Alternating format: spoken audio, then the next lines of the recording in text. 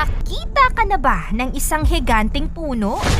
Na kung titignan sa malayo ay tila isang puno na kung hindi pinutol ay posibleng aabot sa ulap ang taas nito. Saan kaya ito makikita? Totoong puno kaya ito na pinutol sa panahon di umano ng mga higante? At ano-ano nga ba ang 10 pinakamalalaking puno sa buong mundo? Yan ang ating aalamin.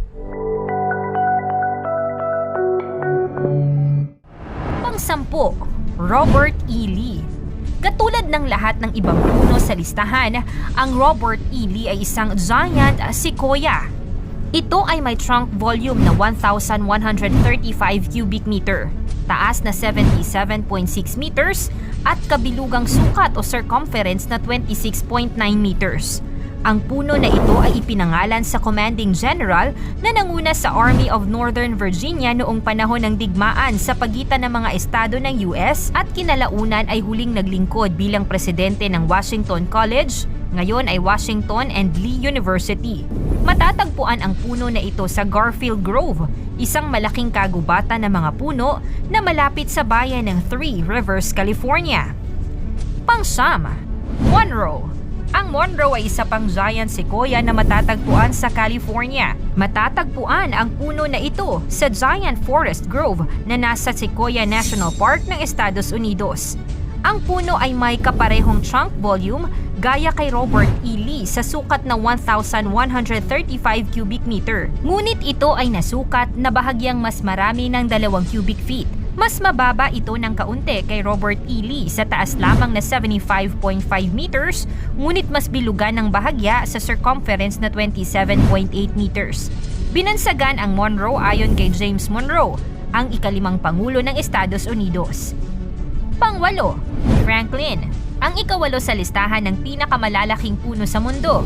Si Franklin ay isang puno na makikita sa Giant Forest Grove kasama si Monroe at marami pang iba. Ang dami ng laman ng puno ay 1,169, isang makatarungang pagkakaiba mula sa sumunod na puno kahit nakulang ito sa taas lamang na 68.2 meters kumpara sa dalawang naunang nabanggit. Ang punong ito ay ipinangalan kay Benjamin Franklin, isang statesman at isa sa mga lumagda ng Declaration of Independence. Pang-7, Genesis. Ang Genesis ay isang giant sequoia na ipinangalan sa unang aklat ng Biblia. Ang puno ay may malaking trunk volume na aabot sa 1,186 cubic meter at kahanga-hangang taas na 77.1 meters. Sa kasamaang palad, malamang nabababa ang puno sa listahan sa mga darating na taon dahil ito ay lubos na nasira dahil sa Castle Fire, isang trahedya ng wildfire, noong 2020. Ang nakakapaminsalang wildfire na ito ay nagdulot ng malaking pinsala sa Mountain Grove Home, ang kagubatan kung saan matatagpuan ang Genesis at marami pang malalaking puno. Pang-6, Bull. Ang puno na tinatawag na bull ay matatagpuan sa Converse Basin Grove, isa pang kagubatan ng mga sequoia na matatagpuan sa Fresno County, California. Ang puno na ito ay may pinakamalaking circumference sa lahat ng buhay na giant sequoia sa sukat na 34.4 meters in circumference. Ito ay may trunk volume na 1,202 cubic meter at taas na 81.9 meters o mahigit na 260 talampakan o sintaas na mga modernong gusali sa lungsod.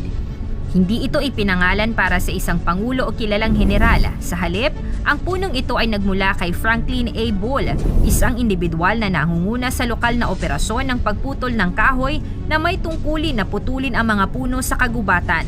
Sa halip na putulin ang puno, nagpasya si Bull na wag itong putulin, isang kabaitang sinuklian ng katanyagan. Pang-5, Stag. Sa dami ng mga kakaibang pangalan, stand out si Stag dahil isa lamang siyang di-hamak na football coach mula sa University of Chicago. Si Stag ang ika-5 pinakamalaking puno sa mundo na bahagyang mas malaki kay Bull sa trunk volume na 1,205 cubic meters, taas na 74.1 meters at 33.2 meters na trunk circumference. Matatagpuan ang puno sa Alder Creek Grove, isa pang kilalang lugar sa California kung saan lumalaki ang mga giant sequoia. Ang opisyal na pangalan ng puno ay Amos Alonzo Stag Tree. Ang punong ito, gaya ng marami pang iba, ay nanganganib mula sa Castle Fire noong 2020. Ngunit nailigtas ito ng mga bumbero na naglagay ng sprinkler system sa paligid nito nang ang apoy ay malapit ng lamunin ang kagubatan. Pang-apat, Lincoln. Si Lincoln ang pinakakawawang higanting puno dahil ilang beses na itong nasunog ng wildfire.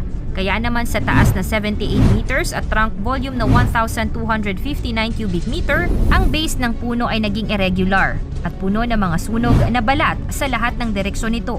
Maliban na lang sa silangang bahagi ng puno, matatagpuan si Lincoln sa Giant Forest Grove kasama ang iba pang malalaking puno. Siya ay ipinangalan sa dating US President Abraham Lincoln na nagpalaya sa mga alipin ngunit pinatay ng isang assassin. Ang ganitong kataas at kalaking puno ay dapat lang ipangalan sa tulad niyang bayani. Pangatlo, President. Ang puno na si President ay matatagpuan din sa Giant Forest Grove sa California. Hindi ito kasing taas ng iba sa listahang ito.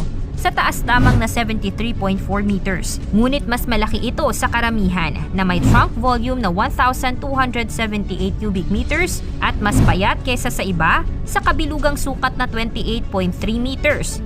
Ito rin ang pinakamatandang buhay na puno ng sequoia sa mundo na inaakalang mga 3,200 taong gulang. Bagaman ang pangalan nito ay simpleng President, ito ay ipinangalan noong mga taon na si Warren G. Harding ang Pangulo. Kaya't ito ang ipinangalan para sa kanyang partikular na panunungkulan. Pangalawa, General Grant. Ang huli sa mga puno na ipinangalan ayon sa mga Pangulo ay ang General Grant Tree. May trunk volume ito na 1,319 cubic meters at napakataas na sukat na 81.7 meters kumpara sa 8 punong huling nabanggit. Malaki rin ang circumference nito na nasa 32.8 meters. Ipinangalan ang puno na ito kay Ulysses S. Grant, isang opisyal ng militar noong Civil War sa Amerika at mas huli naging Pangulo ng Estados Unidos. Matatagpuan ang puno na ito sa General Grant Grove, bahagi ng Kings Canyon National Park.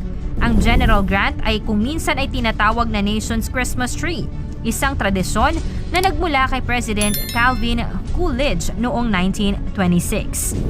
Bago ang ating number 1, alam nyo ba na ang Devil's Tower ay madalas mapagkamalang pinakamalaki at mataas na puno sa buong mundo? Kaya tuloy may mga nagsasabi na ang mundo daw noon ay mundo ng mga higante dahil sa taas nitong 386 meters o 1,267 feet. Ang Devil's Tower ay tila isang pinutol na puno na may flat na tuktok o summit. Subalit patotoo ng mga eksperto na geology, ang Devil's Tower ay hindi tore ng Diablo, ni hindi isang uri ng matanda at higanting puno. Ang natural landmark na ito ay isang malaking tipak ng bato na nabuo sa mababaw na dagat noong Triassic era at patuloy na binabalatan o natatapyasan ng mga surface rocks dahil sa erosion. Ito ang nagbibigay anyong puno sa malaking batong ito na tinatawag ding Bear's Lounge. At una, General Sherman. Ang pinakamalaking puno sa mundo ay ang General Sherman. Ang napakalaking punong ito ay may dami ng laman o trunk volume na aabot sa 1,486 cubic meters. Mahigit 100 cubic meter na mas marami kaysa General Grant. Matatagpuan ang puno sa Giant Forest Grove ng Sequoia National Park sa California. Ang puno mismo ay tinawag para kay Union Army General William Tecumseh Sherman na nagtagumpay ng malaking tagumpay laban kay General Johnson sa mahalagang Battle of Shiloh. Kahanga-hanga ang punong ito dahil ito ay tinatayang 2,700 years old na at patuloy pang lumalaki. Isa rin itong matibay na survivor matapos harapin ang isang kidlat na nagdulot ng apoy sa kanyang itaas na dahon noong 2003 at nagdaan sa isang bagyo na nagtanggal ng kanyang mga sanga noong 2005. Sa mga nabanggit, anong puno ang nagustuhan mo? Ikomento mo naman ito sa ibaba. Ang puno ay napakahalaga. Nagbibigay tirahan at pagkain, proteksyon din laban sa umiiral na klima, init ng araw, pagguho ng lupa, at maraming bigay na biyaya sa tao, hayop at kapaligiran. Pangalagaan natin ang kalikasan, magtanim ng puno, sumali sa tree planting activity, maging responsable sa kapaligiran. Paki-like ang ating video, i-share mo na rin sa iba. Salamat at God bless!